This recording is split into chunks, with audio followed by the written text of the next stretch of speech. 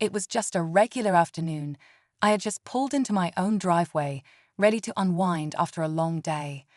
But before I could even turn off the engine, I noticed her. She marched straight up to my car with that unmistakable energy. You know the type, arms crossed, eyes squinting, already convinced I didn't belong. Without even a hello, she demanded I show ID. In my own driveway. At first, I thought it was a joke. I smiled, thinking she must have mistaken me for a visitor or a delivery driver. But nope, she was dead serious. She pointed at my house like it didn't belong to me, claiming she knew the owners and had never seen me before.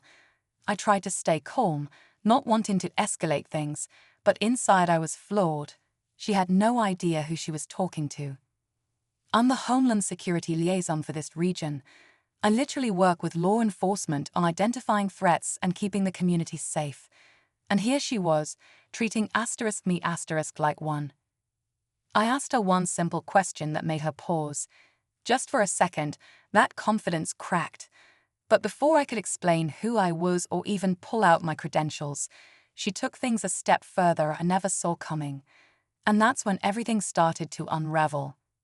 She reached for her phone and said she was calling the police. Loud enough for the whole block to hear. Now, I've worked with local officers for years. I've trained alongside some of them, coordinated with them on emergency response drills, even led community safety workshops right here in this very neighborhood. But in that moment, none of it mattered. To her, I was just some stranger who didn't fit her idea of who should live here. I kept calm, still sitting in my car, watching this unfold like something out of a strange reality show. She paced near the curb, loudly describing me to the dispatcher, throwing in words like suspicious and refusing to identify. I wasn't even sure what she expected them to do. She had no clue she was about to call in a report that would land straight into the hands of people who knew me. People who would recognize my name before she even finished spelling it out. But here's where it really got weird. Another neighbor stepped out, probably drawn by the noise, and instead of helping, he backed her up. Said he'd never seen me around either. Now there were two of them. Two people claiming I didn't belong, and I hadn't even stepped out of the car yet. Something told me this wasn't just a misunderstanding. As I sat there watching them, I couldn't help but think, how many times has this kind of thing happened to someone who couldn't prove who they were? Someone without the badge, the training, the connections. The whole scene was turning into a performance. She was pointing at my license plate, trying to memorize it, while the other guy was now circling my car, peeking in like I was hiding something, all in front of my own home. I finally stepped out, calm and careful, hands visible, just like I'd taught others in safety trainings. I asked the woman again if she was sure she wanted to go through with calling the police. She just nodded sharply, still convinced she was in the right. And that's when the real irony hit me. While she was accusing *me* of being a threat, she was the one creating a potentially dangerous situation. And just as I was about to open my mouth to explain who I was, I saw a patrol car slowly turning onto the street.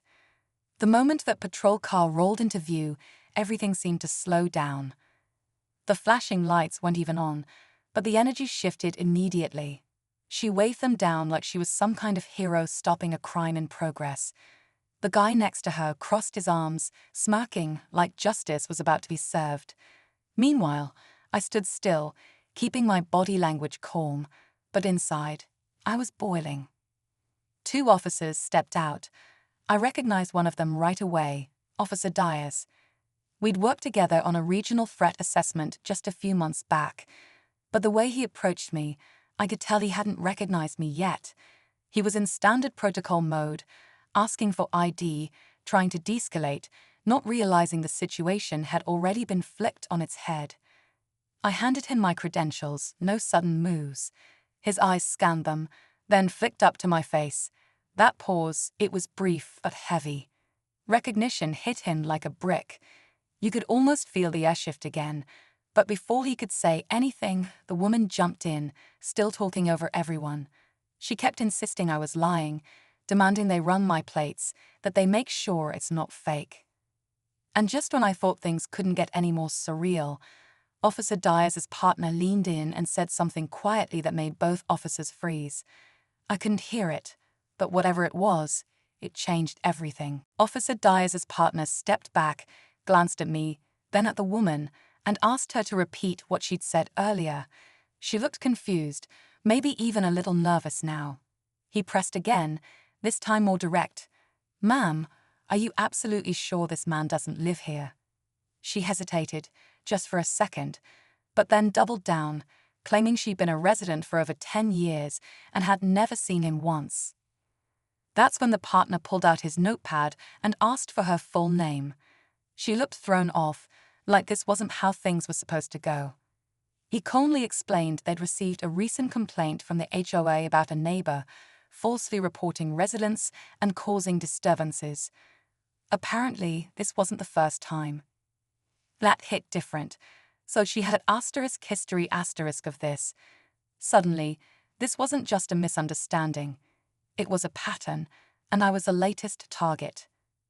But here's where it took an even sharper turn. While the officers were trying to sort everything out, my phone buzzed. It was a text from a colleague at Homeland Security. One of our surveillance triggers had flagged a social media post. Someone had uploaded a video of me in the driveway, claiming a suspicious man was casing homes in the neighborhood. And guess who posted it? Her. Before the cops had even arrived. She wasn't just reporting me, she was broadcasting it. As soon as I saw the message pop up on my phone, everything clicked. The pieces fell into place with an eerie precision. This woman wasn't just causing trouble for me, she was setting me up.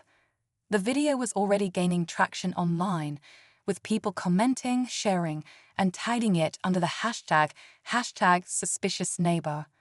She'd planted the idea that I was some sort of threat long before I'd even had a chance to speak. I showed the text to Officer Dyers, who looked back and forth between me and the woman with a growing suspicion. He must have connected the dots too, because he turned to his partner and said, "Run a quick search on this woman's social media. Let's see if there's anything else we should know." The partner nodded, but before they could pull up her profile, she started getting agitated, demanding they arrest me. That's when I noticed her hand shake slightly. Something wasn't right, and I knew this was bigger than just a neighborhood dispute. Then, in an unexpected move, the other officer reached into her purse without asking. She froze, her face draining of color. The officer pulled out a small, concealed camera, one of those covert devices you'd expect to see in a spy movie. The woman's eyes went wide, and she took a step back, as if she knew the game was up. Officer Dyers didn't waste time. "You're being investigated for filing false reports and possibly for tampering with federal records. You've been under surveillance for a while, haven't you?" Her mouth went dry, but she didn't say a word. That's when it all unraveled. She wasn't just a concerned neighbor. She was a fraud, a provocateur trying to stir up fear and confusion for reasons I still couldn't fully understand. I couldn't believe it. As I watched the officers arrest her, my thoughts raced. Who was she really working for, and how deep did this go? Just as I thought everything was finally under control, I got another text, this one from my own department. The last sentence of the message made my blood run cold.